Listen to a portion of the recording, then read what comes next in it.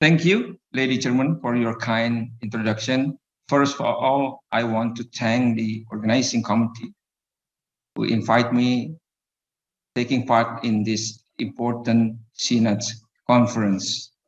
Ladies and gentlemen, good afternoon. My talk today will regarding to the impact of the COVID-19 pandemic on the children, particularly in the aspect of health, nutrition, and growth. Next slide, please.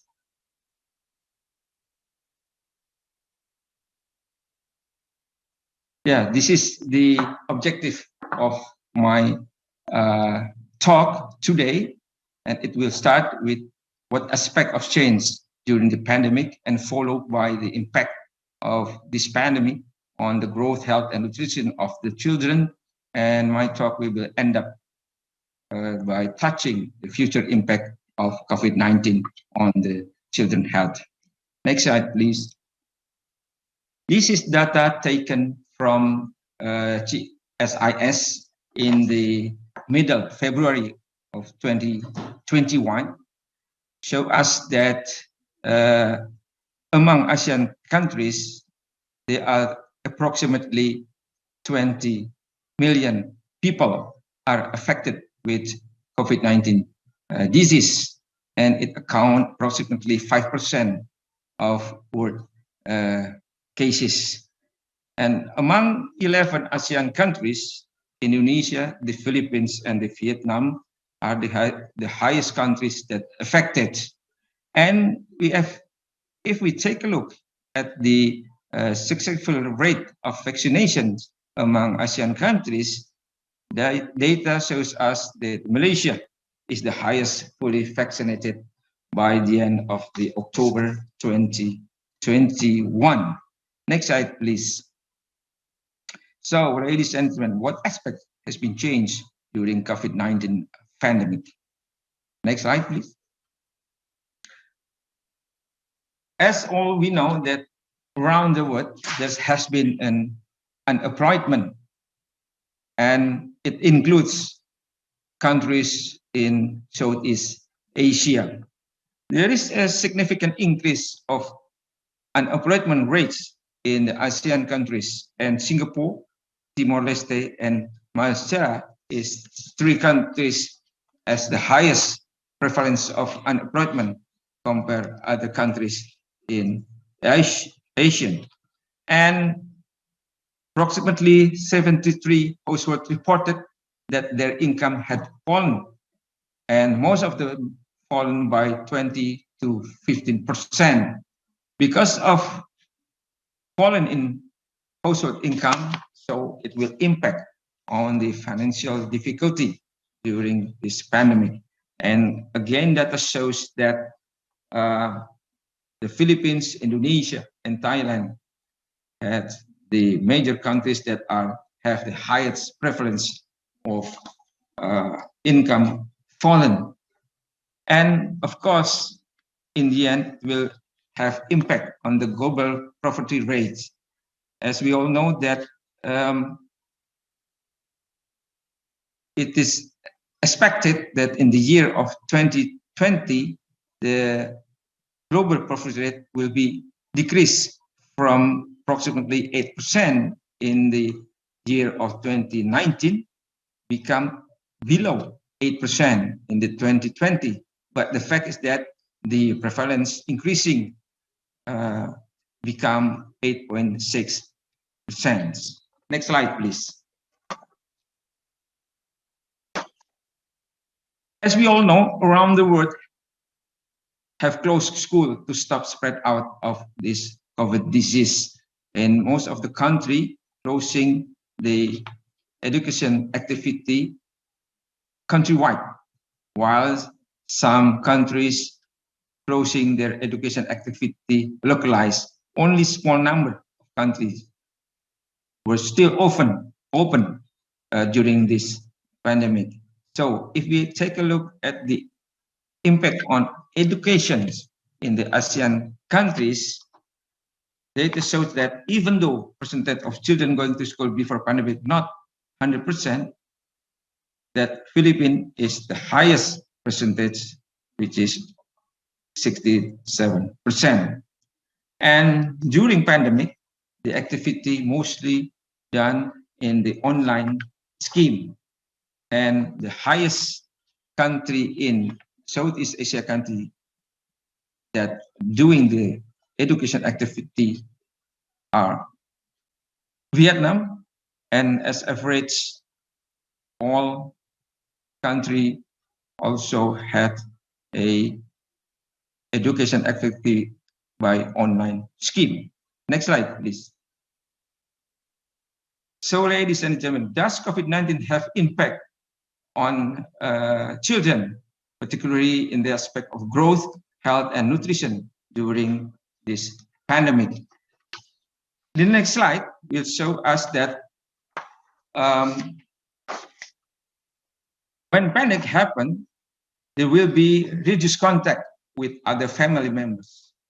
It caused the children mostly spending the time indoors, and parents might entertain them with digital devices, and it will cause lower developmental compared to other children that born before pandemic. There's a study done by Clark and collaborators, which is published in BMG journal, shows that children aged 5 to years old eating more snack, increased screen time, and they experience sleep difficulty. Next slide, please. Ladies and gentlemen, COVID-19 not only cause physical health, but also result in a number of psychological disorders.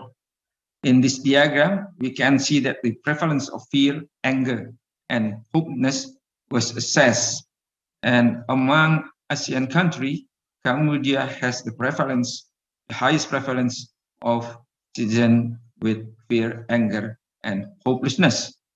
COVID has put malnourished children even high risk of death, and for the children who survive will have a poor growth, poor development, and learning ability. Next slide.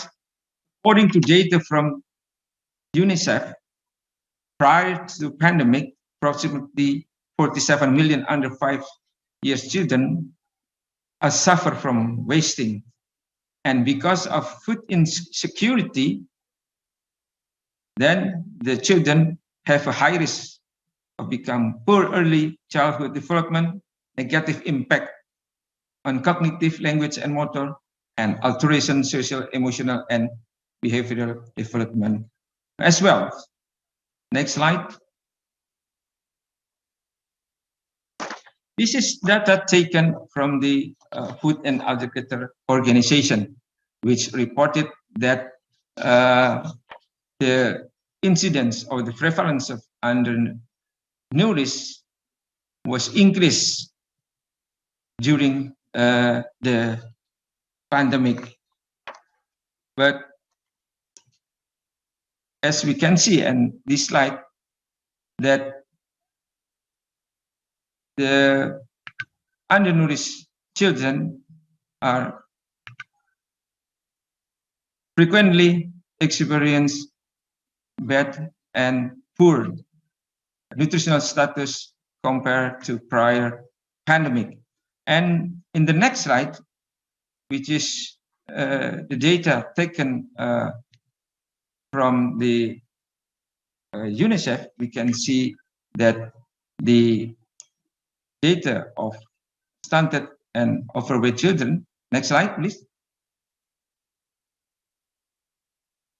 remain stable. So, ladies and gentlemen, what is the future impact of COVID-19 on children's health? Next slide. Although in the first years of pandemic, the incidence of stunting relatively stable, but experts suggest that the incidence of stunting is increasing in the following years of pandemic. There will be effect on malnutrition throughout the life cycle, and the stunted children will become adolescent stunted, leads to malnourished women.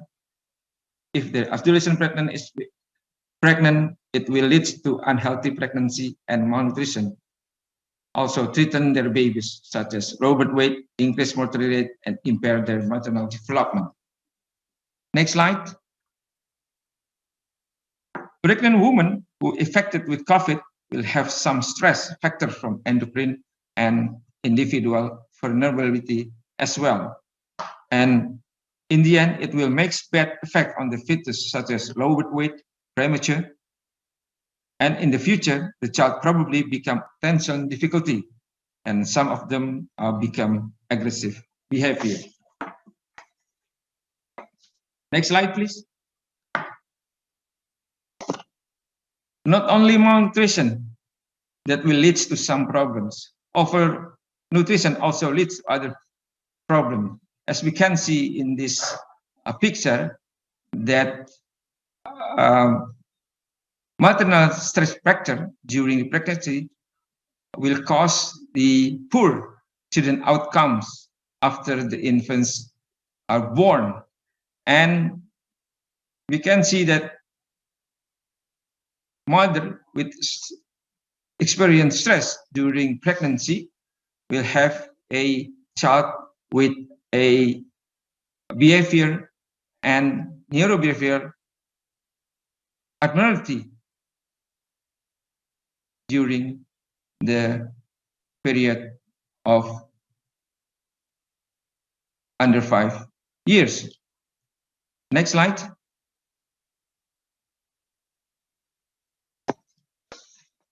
So again, we can see from this picture that because of the social isolation, because of the lockdown scheme, children mostly spend their time stay at home, and it will impact on the increased screen time, physical inactivity, and data shows that they eat unbalanced diet. And at the end, data shows that the prevalence of childhood obesity is increasing during the pandemic. And as we all know, that obesity, of course, have a consequences for the health of the children, such as the metabolic syndrome and also cardiovascular diseases. Other abnormality that caused by the obesity is respiratory dysfunction. So these situations, in the end, if children with obesity experience or impact with COVID-19 disease, and she or he will experience severe course of this disease. Next slide. Ladies and gentlemen, COVID-19 has interrupted immunization services, and it will leaving many children without protection against vaccine preventable disease. Increased measles cases has been reported worldwide, and of course, the situation is a warn about serious outbreaks of vaccine preventable disease in the future.